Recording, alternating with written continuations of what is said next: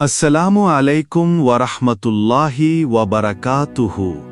প্রিয় দর্শকগণ, আজকে আমি আপনাদের সামনে এমন একটি বিষয় নিয়ে এসেছি যা প্রতিটা মুসলমানের জন্য অত্যন্ত জরুরি। 3টি গুনাহ যেগুলো করলে আল্লাহর হুকুমে আকস্মিক মৃত্যু, হায়াতের ক্ষতি ও রিজিকের হ্রাস হওয়ার আশঙ্কা বেড়ে যায়।